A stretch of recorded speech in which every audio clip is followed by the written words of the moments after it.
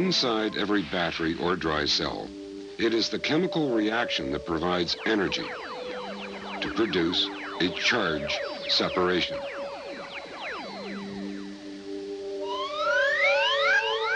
If the two electrodes are then connected with a conductor and a bulb, the result is a simple electric circuit in which a flow of electrons occurs. The chemical energy stored in the dry cell is transformed into heat and light. We can also represent the dry cell like this. The electrical charge flows past a specific point in the circuit at a particular rate. This is called current and is measured in amperes. Since electrons are so very small, charge is measured in coulombs. A single coulomb of negative charge consists of 6.25 times 10 to the power of 18 electrons. When 1 coulomb of charge passes a specific point in the circuit, each second, the current is 1 ampere. Current, however, isn't the only important characteristic of a circuit. You can see that the current flowing through both bulbs is the same. Yet, one bulb is glowing more brightly than the other. That means that in the circuit with the brighter bulb, each coulomb of charge must transfer more energy to the bulb compared to a coulomb in the circuit with the dimmer bulb. To understand how this is possible, let's consider a comparison. Suppose a lone skier allows a lift to convey him to the top of the slope. In doing so, he acquires what we call gravitational potential energy. But what if he makes a wrong turn and ends falling off the edge of a cliff? When the skier leaves the edge of the cliff, the gravitational potential energy he gained in rising to the top is converted to kinetic energy as he falls to the snow below.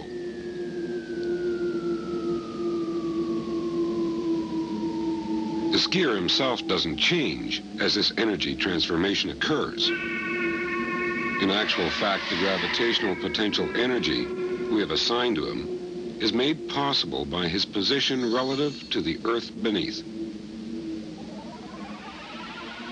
If the Earth were to disappear, he would not have that gravitational potential energy and would therefore not have to worry about falling.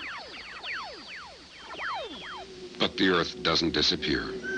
So, what about the end of the fall? What has happened to the energy? The energy has been used to do work to compact the snow in the drift.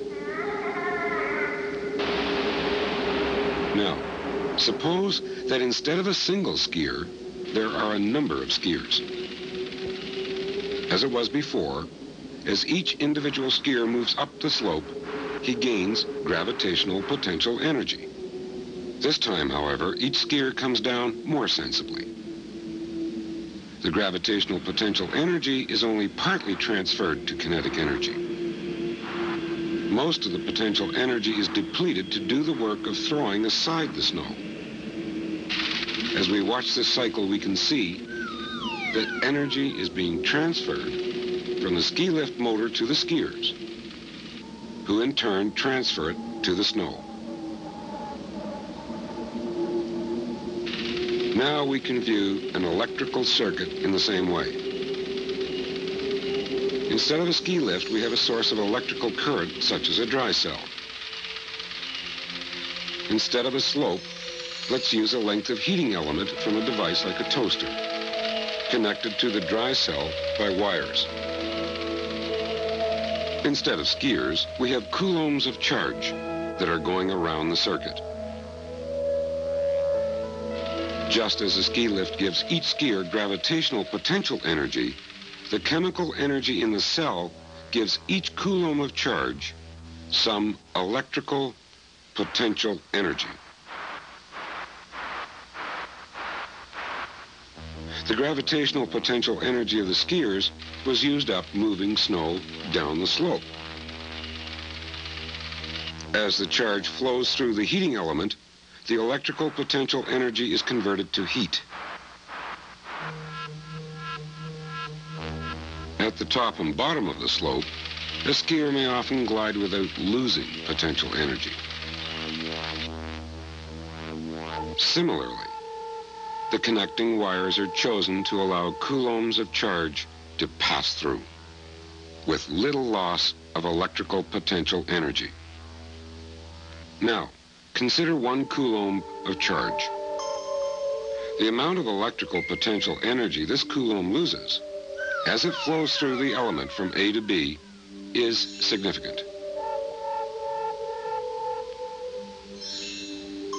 The potential difference is the amount of potential energy lost by each coulomb of charge between A and B, often stated as the potential difference across AB. Potential difference is measured in volts and is given the symbol V. Potential difference is equal to the energy in joules transferred by each coulomb of charge. Suppose in this example we find that 3 coulombs of charge flowing through the heating element cause the element to give off 4.5 joules of heat energy. We can calculate the potential difference between A and B using our equation.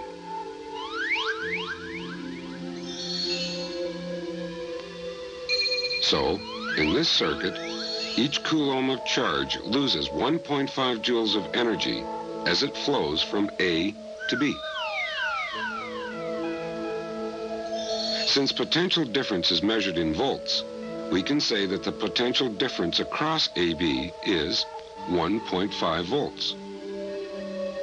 The potential difference in volts can be measured between any 2 points,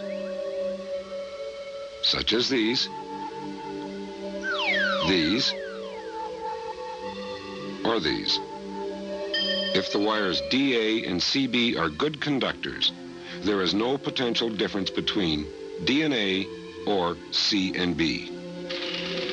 Just as skiers return to the ski toe to increase their gravitational potential energy, the charge returns to the dry cell and increases its electrical potential energy. Each coulomb, which lost 1.5 joules of energy in flowing through the heating element, will gain 1.5 joules of energy as it flows through the dry cell. The potential difference across the dry cell is also 1.5 volts. Although here it is an increase in potential compared to a decrease in potential across the heating element.